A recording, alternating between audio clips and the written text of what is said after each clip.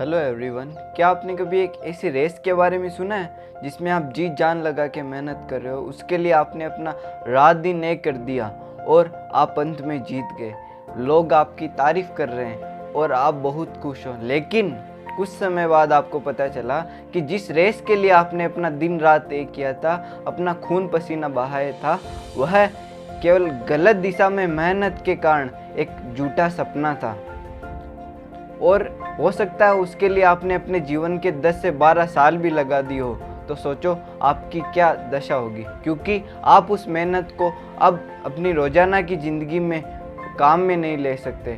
और यही कहानी है उस विद्यार्थी की जो अधिक से अधिक परसेंटेज बनाने की होड़ में लगा रहता है। और यह कहानी है उस विद्यार्थी की जिसके अनुसार उसके परसेंटेज उसका फ्यूचर और उसका सोशल स्टेटस डिसाइड करते हैं। और उसी कहानी का मैं एक हिस्सा था।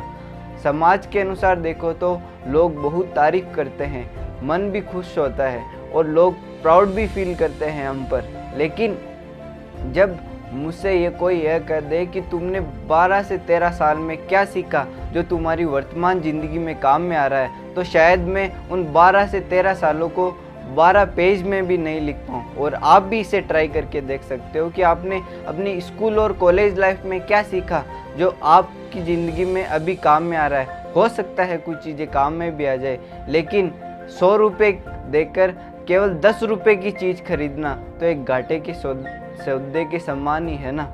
और हमारे देश के युवा के प्रेरणा स्रोत रहे स्वामी विवेकानंद का कहना है कि education is the perfection already present in man. शिक्षा मनुष्य में पहले से मौजूद परफेक्शन को निखारना है। लेकिन हम में से कितने लोगों को पता है कि वो परफेक्शन क्या है।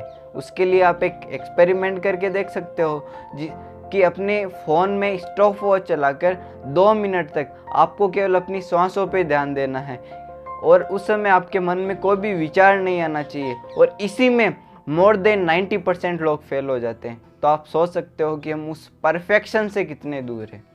और इसी तरह दक्षिण अफ्रीका की आज़ादी के महानायक रहे नेल्सन मंडेला का कहना है कि education is the most powerful weapon through which we can change the world.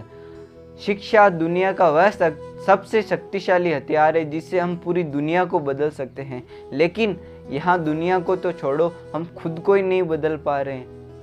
हम अपने शारीरिक और मानसिक विकास पर न के बराबर ध्यान देते हैं। और बहुत से विद्यार्थी जो अपने घर वालों के प्रेशर के कारण पढ़ तो लिए, लेकिन आज जो वो काम कर रहे हैं उसका उनकी पढ़ाई से न के बराबर संबंध है। और यदि उसी समय वह उसी काम की शुरुआत करते तो हो सकता है आज उसमें वो एक्सपर्ट होते हैं। और बहुत से विद्यार्थी जिनको हम होशियार मानते हैं वो भी टेंशन, डिप्रेशन और नशे का शिकार हो जाते हैं। और बहुत से विद्यार्थी तो आत्महत्या भी कर लेते हैं, जिनकी घटनाएं जिनकी खबर हम रोजाना अपनी रोजाना की ज़िंदगी में सुनते हैं। इसका मतलब वो किताबी ज्ञान में तो होशियार है लेकिन मानसिक रूप से बहुत कमज़ोर है, क्योंकि हम जिस शिक्षा की गाड़ी को तरीके से चलाना न जानते हुए भी चलाते हैं तो एक्सीडेंट होने के चांस बहुत ज़्यादा बढ़ जाते हैं।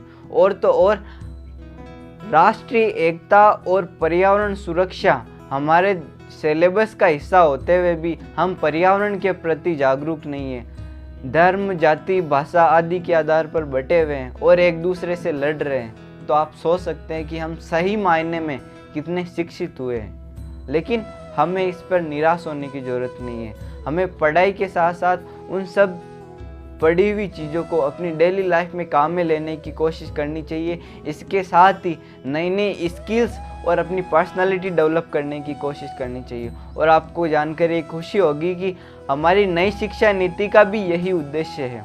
और इसके साथ हमें भी अपने आप को शारीरिक और मानसिक रूप से मजबूत बनाने के लिए योगा और मेडिटेशन पर ध्यान देना चाहिए। और मेरी भी कोशिश रहेगी कि मैं आपके सामने और अधिक से अधिक वीडियो लाऊंगा जिससे आपको जागरूक कर सकूं। और मैं आशा करता हूं कि आप इस विषय पर एक बार ज़रूर सोचेंगे।